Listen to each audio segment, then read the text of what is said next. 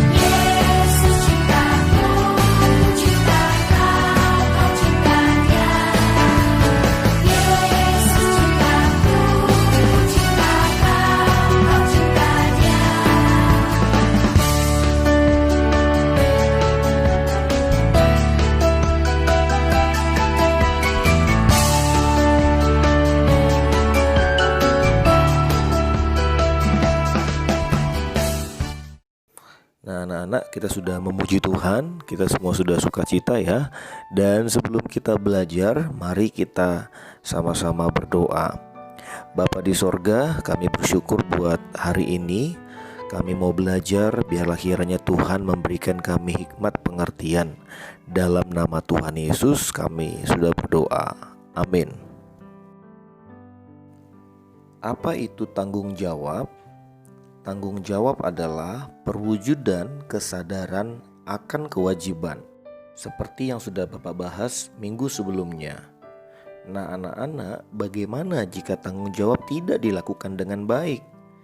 Ya, tanggung jawab tidak dilakukan dengan baik artinya ketika anak-anak menunda-nunda pekerjaan yang diberikan oleh orang tua. Itulah dikatakan tidak bertanggung jawab. Seharusnya jika kita diberikan tugas oleh orang tua, harus dikerjakan dengan baik dan tanpa menunda-nunda. Itu adalah sikap seorang anak yang bertanggung jawab. Nah, anak-anak, di dalam Alkitab, Tuhan Yesus juga pernah memberikan perumpamaan tentang dua orang anak yang diberikan tanggung jawab. Anak-anak boleh buka dalam Matius 21 ayat 28 sampai 32. Ini merupakan kisah yang sangat menarik untuk sama-sama kita pelajari anak-anak. Mungkin anak-anak pernah mendengar kisah ini di sekolah minggu Tetapi yang menjadi pertanyaannya, siapa yang melakukan tugasnya sampai selesai? Mari sama-sama kita saksikan video berikut ini. Nah, ini tuan yang menanam aku. Dia punya kebun anggur yang luas. Tapi lihat, bapak ini kelihatan sedih. Kalian tahu kenapa? Bapak tadi punya 2 orang anak. Wah, harusnya bapak gembira ya. Kan punya 2 orang anak, sama seperti mama papa kalian yang punya anak-anak yang lucu. Tapi mengapa ya bapak tadi sedih? Menurut kalian orang tua kita sedih karena apa ya?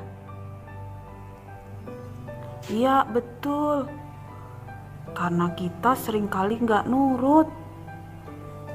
Kita suka bilang iya tapi enggak. Sama seperti yang dialami bapak ini. Nah, satu hari bapak sudah capek bekerja di kebun anggur. Kalian tahu kebun anggur? Nah, ini namanya kebun anggur. Tempat di mana aku ditanam. Si bapak masih sedih. Kita tanya yuk, kenapa bapak merasa sedih? Aku sedih karena aku ingin anak-anakku ikut bekerja, tetapi mereka masih saja di rumah. Nah, kenapa bapak tidak menyuruh mereka? Oh, iya ya. Kalau begitu, aku akan suruh mereka bekerja di ladang. Nah, ini anak sulung bapak. Anak sulung itu artinya anak yang pertama. Mana ya bapak tadi? Katanya mau menyuruh anaknya untuk bekerja. Nak, bisakah kamu bantu bapak untuk bekerja di kebun? Oh, tentu bapak. Wah, teman-teman, anak sulung bapak baik ya. Dia bilang iya, dia akan bantu bapak untuk bekerja di kebun. Nah, kalau yang ini si anak yang kedua. Karena bapak hanya punya 2 anak, maka dia disebut anak yang bungsu. Kira-kira dia mau bantu bapak nggak ya bekerja di kebun? Anakku, maukah kamu membantu bapak di kebun? Malas bapak, aku mau main aja. Wah, si anak kedua nggak mau bantu. Bagaimana ya? Nah, teman-teman, menurut kalian mana anak yang lebih taat pada papahnya, pada bapaknya? Wah, mungkin sekarang kalian akan mengatakan anak yang pertama. Tapi ternyata tidak cukup loh teman-teman hanya dengan menjawab iya. Kita lihat apakah benar-benar mereka mau bantu bapak. Bapak dijawab iya juga udah gak apa-apa. Tapi ntar aku mau tidur-tidur dulu aja.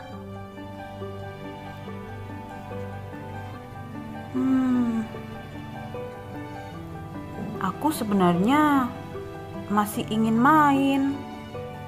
Tapi kasihan juga ya bapak kalau gak dibantu.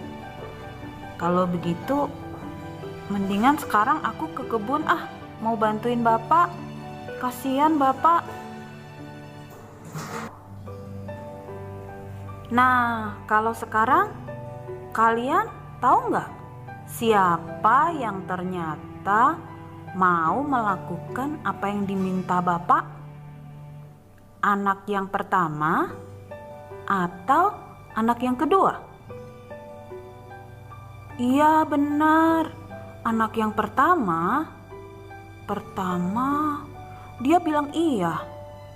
Tapi kemudian dia tidak datang membantu bapak. Kalau anak yang kedua, dia pertama bilang gak mau. Tapi kemudian dia menyesal. Dia mau membantu bapak bekerja di kebun. Menurut kalian, mana yang lebih menurut pada bapak?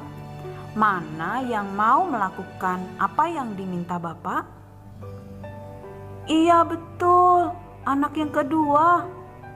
Nah, kalian bisa melakukan, tapi jangan seperti anak yang kedua juga.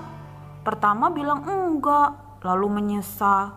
Lebih baik bilang iya dan melakukan juga.